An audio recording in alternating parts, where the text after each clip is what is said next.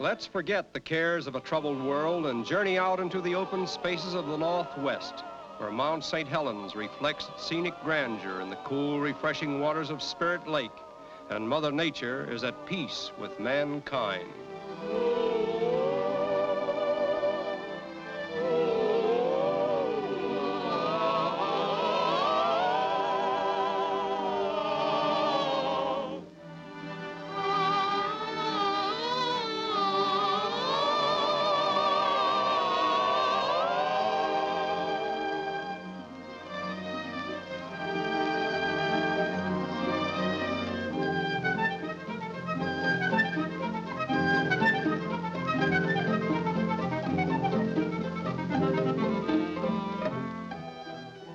In some parts of the world, there is despair, strife, and confusion.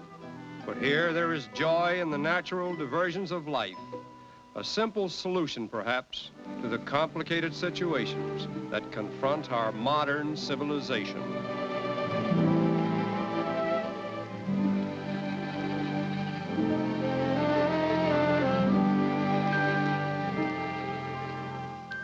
Farther north in this terrain of earthly grandeur, we behold the glacier flows of Alaska, where silent rivers of ice gnaw their way out of mountain retreats that have never witnessed the presence of man.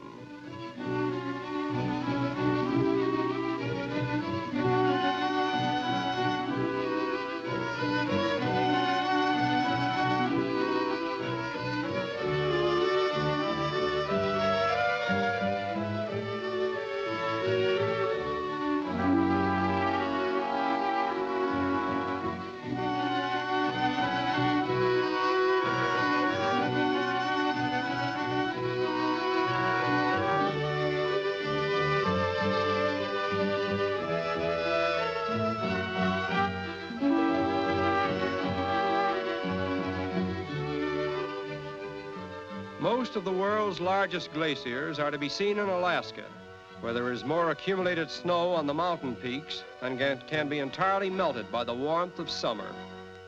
This results in permanent snow and ice fields, forming frozen rivers which emerge from mountain passes and gradually work their way toward the sea. The heaviest snowfall is on the seaward slope of the mountains. Consequently, most of the glaciers are moving toward the ocean, and they travel anywhere from an inch to several feet in a day.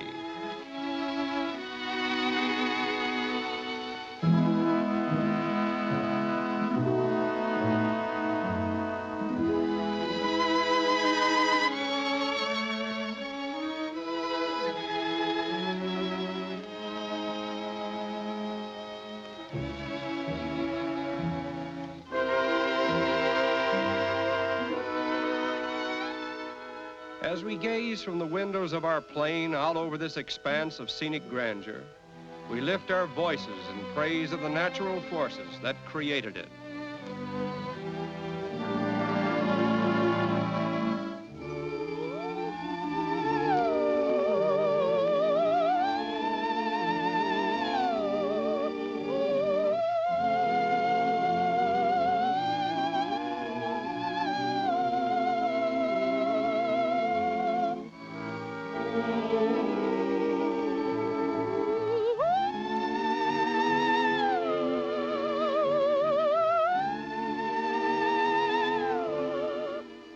Here, there is no thought of man's conflict with the so-called civilized world, for this is the undisturbed abode of nature, and in its presence, the troubles of mankind fade into insignificance.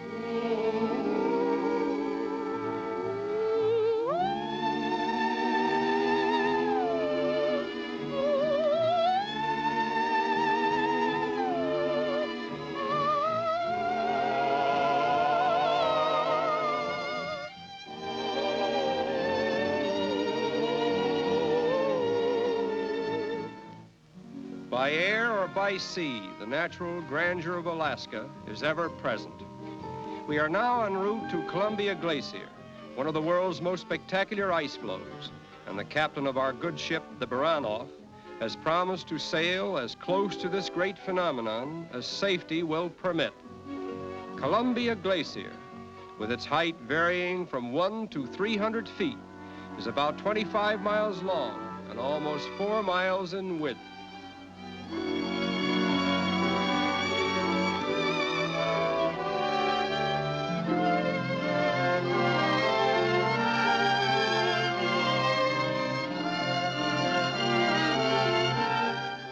The icebergs that are released from Alaska's glaciers are small in comparison with those that may be found floating off the shores of Greenland and the Antarctic continent. The very largest not exceeding 1,000 feet in length. Few of them escape to the open ocean, as they usually drift back and forth by tide and wind until melted. It is now 10 o'clock in the evening. The month is June, and we are in the land of the midnight sun. The colossal palisade of ice is gradually moving nearer to the sea, a foot or two each day. On board ship, the captain endeavors to speed up the work of nature with sound waves from the ship's whistle.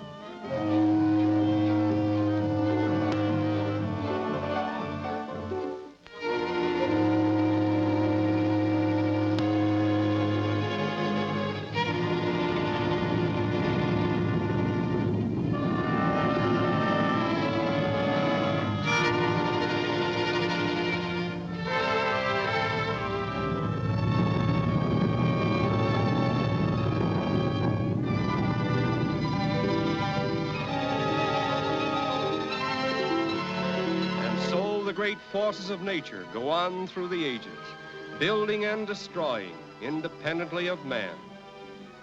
But from this unceasing manifestation of power, we may gather strength enough to realize that the forces responsible for the natural grandeur of the earth are great enough to solve the puny problems of mankind.